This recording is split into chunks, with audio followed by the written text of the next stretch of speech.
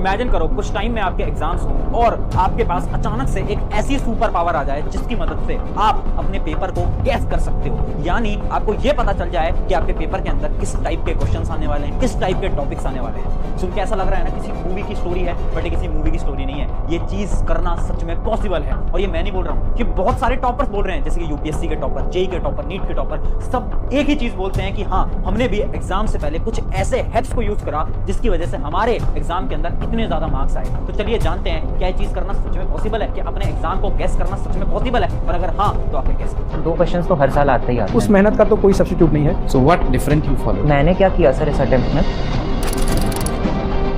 सो hi everyone, मेरा नाम है Prashant, mentor of thousands of students. अगर आपने इस वीडियो को क्लिक करा है ये सोच के कि आज मैं कुछ जादू कर दूंगा, आज मैं कोई चमत्कार कर दूंगा जिसकी मदद से अपने पेपर को पूरी तरीके से लीक कर पाओगे, यानी अपने पेपर को गैस कर पाओगे, तो देखो ऐसा तो करना पॉसिबल नहीं है। बट हाँ, कुछ साइंटिफिक प्रोसेसेस हैं जिसकी मदद से आप अपने पेपर में आने वाले इंपॉर्टेंट टॉपिक्स को गैस कर सकते हो। और ऐसा मैं नहीं बोल रहा हूँ, ऐसा बहुत सारे टॉपर्स बोल रहे हैं। जैसे कि एक एग्जांपल हम लेते हैं यूपीएससी टॉपर जिसकी रैंक 1 आई। उन्होंने अपने हर एक इंटरव्यू के अंदर एक बात बोली, जो कि ये थी कि मैंने अपने एग्जाम से कुछ दिन पहले कुछ ऐसे साइंटिफिक प्रोसेसेस को फॉलो करा, एक साइंटिफिक हैक्स को फॉलो करा, जिसकी मदद से मैंने अपने पेपर में इंपॉर्टेंट टॉपिक्स को ऑलरेडी गैस कर लिया था। और ना केवल इंपॉर्टेंट टॉपिक्स, उसके साथ साथ मैंने और भी बहुत सारे हैक्स को फॉलो करा था जिनकी मदद से मैंने अपने इस एग्जाम के अंदर रैंक 1 हासिल करी। बट पहली चीज, मुझे पता है तुम्हारे एग्जाम बहुत कम टाइम के अंदर है। सबसे पहले मुझे कमेंट करके बता देना कि कितने टाइम के अंदर तुम्हारे एग्जाम स्टार्ट होने वाले हैं, कितने दिन बचे हैं, 1 दिन, 2 दिन, 10 दिन, 15 दिन, 1 महीना, कितना टाइम बचा है, फटाफट से कमेंट करो। अब बढ़ते हैं एक एक करके प्रोसेसेस के नाम बताता हूं मैं आपको। चलो, पहला जो हमारा प्रोसेस है वो है गेस इंपॉर्टेंट टॉपिक। देखो, वो जो यूपीएससी टॉपर था उसने एक बात बोली कि हमें ना हमारे इंपॉर्टेंट टॉपिक्स के बारे में पता होना चाहिए। और ये जो रूल होता है इसको हम बोलते हैं 80-20 रूल, और मैं इस रूल को बहुत बार अपनी वीडियोस के अंदर बता चुका हूं। बट मैं फिर से आपको शॉर्ट में एक्सप्लेन कर देता हूं 80-20 रूल क्या होता है। 80-20 रूल ये बोलता है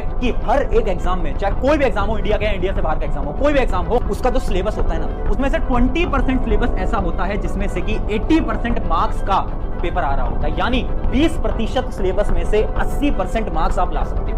अब सवाल ये उठता है कि ये जो 20% सिलेबस है इसको कैसे ढूंढा जाए, आखिर क्या तरीका फॉलो किया जाए जो कि उस टॉपर ने फॉलो करा। जैसे कि हमारा पहला जो उसका स्टेप उसने बोला, दोस्त की हेल्प, यानी आस्क योर फ्रेंड या फिर आस्क योर सीनियर्स। आपके कोई सीनियर होंगे जो कि आपसे 1 साल बड़े होंगे, जो कि ऑलरेडी इस एग्जाम को दे चुके होंगे, या फिर आपसे 1 क्लास बड़े होंगे। अगर आप 9th में हो तो 10th में होंगे, तो आपको वो बहुत बेहतर तरीके से बता पाएंगे कि कौन कौन से टॉपिक्स इंपॉर्टेंट है। बट बहुत सारे लोगों की प्रॉब्लम है कि दोस्त मदद नहीं करते, सीनियर्स मदद नहीं करते। तो आपका क्या सोल्यूशन है? अब देखो, हम आज के समय पर ऑनलाइन दुनिया के अंदर जी रहे हैं, टेक्नोलॉजी की दुनिया में जी रहे हैं। तो टेक्नोलॉजी की मदद से आप अपने इंपॉर्टेंट टॉपिक खुद ढूंढ सकते हो। कैसे ढूंढ सकते हो? आपने एक शब्द सुना होगा, चैट जीपीटी। चैट जीपीटी आप गूगल पे जाकर सर्च करना, आपको पता चल जाएगा एक टाइप का एआई है। अब इसकी मदद से आप क्या कर सकते हो ना, इसकी मदद से आप आराम से अपने इंपॉर्टेंट टॉपिक्स को गेस कर सकते हो। जैसे कि एग्जांपल लेते हैं, इमेजिन करो मैं क्लास 10th का स्टूडेंट हूं, मुझे एक चैप्टर लाइफ प्रोसेस के इंपॉर्टेंट टॉपिक्स चाहिए। तो मैं क्या सर्च करूंगा? उसके अंदर जाऊंगा कि tell me about class 10th life process important topics. मैंने जैसे ही सर्च करा तो मेरे पास लिस्ट आ जाएगी सारे के सारे इंपॉर्टेंट टॉपिक्स की, जो कि मेरे पेपर के अंदर आने वाले हैं। अगला प्रोसेस क्या है? अगला प्रोसेस है पीवाईक्यू। ये जो पीवाईक्यू वाला प्रोसेस होता है, प्रीवियस ईयर क्वेश्चन का प्रोसेस, ये बहुत सालों से चल रहा है। और ये 10 साल पहले एक इंटरव्यू हुआ था जेईई के टॉपर का, उसने भी अपने इंटरव्यू में इस प्रोसेस को बताया था। ये प्रोसेस क्या बोलता है? आपको क्या करना है? प्रीवियस ईयर क्वेश्चन उठाने। इमेजिन करो आप 12th बोर्ड की तैयारी कर रहे हो, तो आपको प्रीवियस ईयर क्वेश्चन उठाने बोर्ड एग्जाम के, और आपको ये देखना है कि किस चैप्टर के कौन से टॉपिक में से क्वेश्चन रिपीट हो रहे हैं। आपको ये ढूंढना है कि किस किस टॉपिक के रिपीट हो रहे हैं, और उन सारे टॉपिक्स को आपको लिखना है। अगर आप केवल वो टॉपिक्स पढ़ोगे ना, तो भी आप 80% मार्क्स बहुत आसानी से ला सकते हो। और यही होता है 80-20। इसके अलावा एक लास्ट हैक और दे देता हूं मैं इसमें, जो कि मेरा पर्सनल हैक है, जो कि ये है बुक में ज्यादा डिटेल में जो हो। यानी समझना इस बात को, आप किसी बुक से पढ़ते हो, इमेजिन करो आप एनसीईआरटी किताब से पढ़ते हो, कोई भी किताब से पढ़ते हो, तो उस बुक में जिस टॉपिक को ज्यादा एक्सप्लेन किया गया है, यानी मान लो एक टॉपिक को पूरे 1 पेज के अंदर उस टॉपिक को एक्सप्लेन किया गया है, यानी वो टॉपिक बहुत इंपॉर्टेंट है। हाँ, वो बहुत इंपॉर्टेंट है। तो अब हम इन प्रिंसिपल्स की मदद से क्या हमारे इंपॉर्टेंट टॉपिक्स को ढूंढ सकते हैं। आपका जिस भी लेवल का एग्जाम है, आपको बस इंपॉर्टेंट टॉपिक की एक लिस्ट बनानी है। अब कैसे पढ़ना है, क्या हैक्स यूज करें, वो मैं आगे बताऊंगा। बट उससे पहले अगर तुम क्लास 9th और 10th के स्टूडेंट हो, तो इंपॉर्टेंट टॉपिक्स की लिस्ट मैंने ऑलरेडी अपने दूसरे चैनल पे दे दी है, लिंक मैं डिस्क्रिप्शन में दूंगा। ठीक है, आगे बढ़ते हैं। देखो, अब यूपीएससी टॉपर ने अगला पॉइंट क्या बोला, वापस उसने ये बोला कि आज के जमाने में हम ना बहुत ऑनलाइन दुनिया में जी रहे हैं, और हमारा दिमाग भी ना डेवलप हो रहा है, इवॉल्व हो रहा है। तो अब ना आपको ना वीडियोस देखना स्टार्ट करना है, ना कि आपको टेक्स्ट देखने हैं। यानी पुराने जमाने में क्योंकि ऑनलाइन कुछ नहीं था, तो हम ना बुक से पढ़ाई करते थे, सारी चीजें बुक ले लेके पढ़ रहे थे। बुक से पढ़ना ना थोड़ा मुश्किल है, आपके दिमाग को ना बुक्स बहुत ज्यादा बोरिंग लगती है। क्यों? क्योंकि आप पहले रीड करोगे, फिर आप समझोगे, फिर आप याद करोगे। तो इस प्रोसेस में ना आपकी बहुत ज्यादा एनर्जी यूज होती है, और आपका दिमाग जो होता है ना, वो जल्दी नहीं याद कर पाता। बट अब एक नई दुनिया आ गई है वीडियोस की। ये जो वीडियो वाला प्रोसेस होता है ना, ये बहुत आसान होता है। क्यों? ये साइंटिफिकली प्रूवन है। जो हम वीडियो देखते हैं, हमारी आंखें वीडियो देख रही हैं, हम विजुलाइज कर पा रहे हैं, जिससे कि हम बहुत आसानी से चीजों को याद कर पाते हैं। तो इस वजह से आपको क्या करना है, बुक्स के अलावा आपको प्रेफरेंस देनी है वीडियोस को। यानी आप देख सकते हो one shot videos. One shot videos क्या होती है? जिसके अंदर पूरा चैप्टर एक बार के अंदर खत्म करा रखा होता है ना।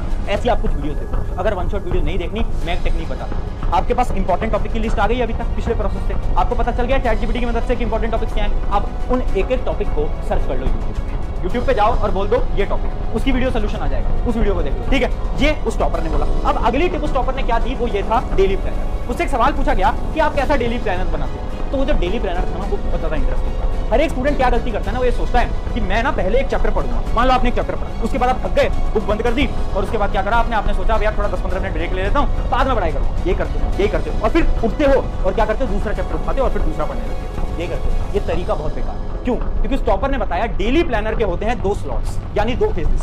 पहले स्लॉट में आपको क्या करना है, उस चैप्टर को पढ़ना है। पढ़ना कैसे है? मान लो वीडियो सोल्यूशन से पढ़ रहे हो, तो आपने वीडियो से पूरा का पूरा चैप्टर पढ़ लिया। अब आपको क्या करना है, एक ब्रेक आपने लिया, मान लो 15 मिनट का ब्रेक लिया। उसके बाद आपको देना है स्लॉट 2 क्या होता है? ये होता है 15 मिनट का स्लॉट। इस 15 मिनट के स्लॉट के अंदर आपको रिवाइज करना है जो कि आपने जस्ट थोड़ी देर पहले वीडियो से पढ़ा। इससे क्या फायदा होगा? भैया 15 मिनट खराब होंगे, 15 मिनट खराब नहीं होंगे। ये बहुत इंपॉर्टेंट है। क्यों इंपॉर्टेंट है? क्योंकि ये जो टेक्निक है ना, इसकी मदद से आपकी लॉन्ग टर्म मेमोरी के अंदर सारी चीजें रिटेन होंगी। यानी आपको अब याद करने की जरूरत नहीं है। अगर आप एक बार रिवाइज कर लोगे ना, 15 मिनट के लिए बस रिवाइज कर लो जो आपने पिछले लेक्चर में पढ़ा है, फिर आप कभी नहीं भूलोगे। ट्राई करके देखो।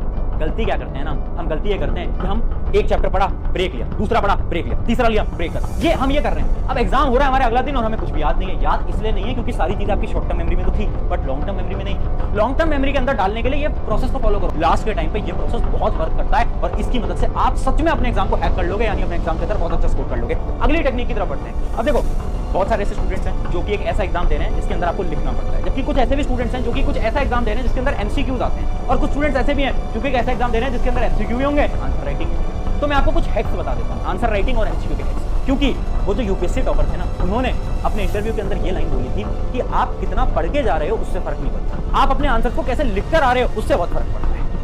तो आंसर लिखना बहुत इंपॉर्टेंट है। और हाँ, एमसीक्यू के लिए भी कुछ ट्रिक्स होती हैं, कुछ टिप्स होती हैं जिसकी मदद से आप बहुत आसानी से एमसीक्यूज को गेस कर सकते हो। देखते हैं, पहले हम बात करते हैं आंसर राइटिंग की। अगर आपका कोई ऐसा आप एग्जाम दे रहे हो जिसमें आंसर राइटिंग आती है, तो देखो 2 नोटबुक आपके सामने दिख रही होगी। मान लो ये है आंसर नंबर 1, एक बच्चे ने आंसर लिखा, आपको कैसा लग रहा है? कुछ समझ आ रहा है? नहीं समझ। क्यों नहीं समझ आ रहा? क्योंकि राइटिंग बेकार है। चलो राइटिंग को इग्नोर भी कर देते हैं। तो स्पेस बहुत कम है, वर्ड्स के बीच में देखो स्पेस कितनी कम है, लाइन नहीं है, कुछ अंडरलाइन नहीं है। जबकि एक दूसरा स्टूडेंट मैं आपको दिखाता हूं, आप इस स्टूडेंट की नोटबुक आप देखो, आपको सब कुछ समझ आ रहा है ना? राइटिंग अच्छी है, उसके अलावा क्या है, इंपॉर्टेंट वर्ड्स को अंडरलाइन करा गया है, उसके साथ साथ क्या है, गैप बनाया गया है।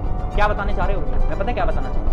जब एक टीचर या फिर कोई भी एक एग्जामिनर जब ये नोटबुक चेक करेगा ना, तो ऑब्वियस सी बात है, चाहे दोनों का आंसर सेम हो, बट इसको 5 से 10 नंबर एक्स्ट्रा मिलेंगे। क्यों मिलेंगे? क्योंकि इसकी कॉपी चेक करना बहुत आसान है। इसकी कॉपी को देख के पता चल रहा है, अरे उसने तो सारे पॉइंट्स लिखे। तो कुछ मेथड्स को इसने फॉलो करा है। क्या मेथड्स हैं? मेथड नंबर 1, गैप बनाओ। सारे आंसर के बीच में देखो गैप बनाओ। मेथड नंबर 2, पॉइंट्स में आंसर लिखो। जब आपने उस स्टूडेंट की आंसर शीट लिखी तो उसने देखो कितना का कितना पूरा का पूरा एक पैराग्राफ लिख दिया। पैराग्राफ चेक करना बहुत मुश्किल होता है, जबकि जब हम पॉइंट्स में आंसर लिखते हैं ना, देखो कैसे पॉइंटर्स बनाए, तो बहुत आसान हो गया आंसर। उसके अलावा थर्ड ट्रिक क्या है, इंपॉर्टेंट वर्ड्स को अंडरलाइन करना। जैसे कि यहाँ पर देखो, इंपॉर्टेंट वर्ड्स को अंडरलाइन कर दिया, ये अंडरलाइन कर दिया, ये अंडरलाइन कर दिया, ये अंडरलाइन कर दिया, ये कर दिया। तो जितने भी इंपॉर्टेंट वर्ड्स अंडरलाइन कर दिया, तो जैसे ही टीचर आएगा कॉपी चेक करेगा, इंपॉर्टेंट वर्ड्स दिखेंगे, टिक टिक टिक टिक टिक टिक टिक, नंबर मिले, बस।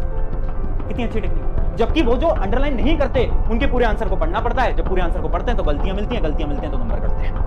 ये कुछ हैक्स हैं, ये ऐसे हैक्स हैं जो कि स्कूल में शायद नहीं बताए जाते, बट मैं आपको बता रहा हूं ताकि आप फॉलो करो और मार्क्स अपने इंक्रीज कर लो। ये तो हो गया हमारा आंसर राइटिंग का हैक। इसके अलावा अब एमसीक्यू का हैक है। एक एग्जांपल से मैं आपको समझाता हूं। देखो एमसीक्यू के हैक पे मैंने पूरी की पूरी वीडियो बना रखी है, साइंटिफिक मेथड्स पे, लिंक मैं डिस्क्रिप्शन में दे दूंगा, डिटेल में पूरी, वो आप देख लेना। बट उसका एक मेथड मैं आपको एक्सप्लेन कर देता हूं। जैसे कि क्वेश्चन, अब इस क्वेश्चन को आप देखो, यहाँ पर कोई क्वेश्चन है और 4 ऑप्शन दे रखे हैं। अगर मुझे इसको गेस करना है तो मैं पता है मैं क्या यूज करूंगा, मैं यूज करूंगा similar option trick. Similar option trick क्या बोलती है, एग्जामिनर हमेशा सही आंसर उनमें रखता है जो कि 2 ऑप्शन सेम होते हैं। अब आप देखो 10, 2, 3, 51, कौन से 2 ऑप्शंस जो है बहुत सेम है, जो कि आपके 2 और 3, तो यानी गारंटेड इस क्वेश्चन का आंसर 2 या फिर 3 में से होता है। तो अब इन दोनों में से आप जो भी आपको सही लग रहा है आप लगा सकते हो, तो आपकी गलत होने की जो चांसेस थी वो ऑटोमेटिकली कम हो गई। तब समझ पाए ये होती है एमसीक्यू ट्रिक्स। ऐसी बहुत डीपली एमसीक्यू ट्रिक्स के ऊपर मैं आपको ऑलरेडी एक वीडियो बना चुका हूं, तो आप वो देख लेना, डिटेल में सबको समझा रखा है। ऐसी एमसीक्यू ट्रिक्स से आप अपने एमसीक्यू एग्जाम्स को भी हैक कर सकते हो और पेपर के अंदर गेस्ट वर्क से भी मार्क्स ला सकते हो। अब बढ़ते हैं हमारे लास्ट टिप की तरफ, जो कि है क्या, स्लीप प्लस बाथ। देखो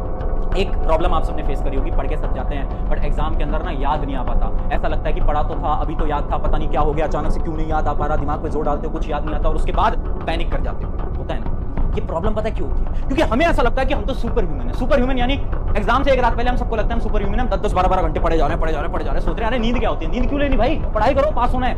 ये बेवकूफी है, ये बेवकूफी है। तुम सुपर ह्यूमन नहीं हो, ना मैं, ना तुम, ना कोई। नींद लेनी पड़ेगी। इसके पीछे भी एक रिसर्च हुई थी जिससे कि ये पता चला, एक इंसान जिसको 2 दिन तक नींद नहीं लेने दी गई, उस इंसान की पता क्या हालत हुई, उसकी मेमोरी पावर 60% तक कम हो गई, यानी अब उसे कुछ याद ही नहीं होता। तीसरे दिन में उसे कुछ समझ ही नहीं आ रहा था क्या हो रहा है, उसे कुछ याद नहीं था कि कल क्या हुआ था, परसों क्या हुआ था, उसकी मेमोरी इतनी वीक हो गई। यानी अगर तुम नींद नहीं लोगे तो तुम्हारी मेमोरी पावर ऑटोमेटिकली रिड्यूस होगी। तो जो प्रॉब्लम है, पढ़ा तो था, एग्जाम में याद नहीं आ रहा, इसलिए नहीं आ रहा क्योंकि तुम एग्जाम से पहले नींद नहीं ले रहे। एग्जाम वाली जो रात होती है ना, अगले दिन तुम्हारा एग्जाम है, ये जो रात होती है, इसमें प्लीज 6 घंटे मिनिमम सो कर 6 घंटे सो लोगे बस काम हो जाएगा। ठीक है, अगली चीज है बात। देखो एक सिंपल सी बात मैं आपको बता देता हूं, जब भी अपना एग्जाम देने जा रहे हो उससे पहले कोल्ड शावर यानी बाथ लेकर जाओ, नहा कर जाओ। क्यों मैं बोल रहा हूं, जब हम नहाते हैं ना तो हमारे जो ब्रेन सेल्स होते हैं वो एक्टिवेट होते हैं, और जब ब्रेन सेल्स एक्टिवेट होते हैं ना तो एग्जाम के अंदर आप अपने आंसर्स को बहुत अच्छी तरीके से लिख पाओगे और बहुत अच्छी तरीके से आंसर्स के बारे में सोच पाओगे। तो जो सोचने वाली शक्ति है, इस पे बहुत बड़ा काम करता है आपके, अगर आप डेली नहा कर जाते हो तो। अगर इतना कर लेते हो, आप अपने एग्जाम के अंदर बहुत अच्छे मार्क्स लेकर आने वाले हो। ये सारी टिप्स अगर आप फॉलो करोगे, आराम से आप कोई भी एग्जाम हो, कोई भी कितना ही टफ एग्जाम हो, बहुत अच्छे मार्क्स से पास कर सकते हो और बहुत अच्छे मार्क्स ला सकते हो। ऑन दिस नोट आज की वीडियो को एंड करते हैं। अगर वीडियो से मदद हुई है, अपने एक दोस्त के साथ शेयर कर देना और उसकी भी मदद करा देना, क्योंकि एग्जाम पास आ रहे हैं। डर सबको लगता है बट डरने की बात नहीं है, क्योंकि ये सारी ट्रिक्स हमारे साथ हैं।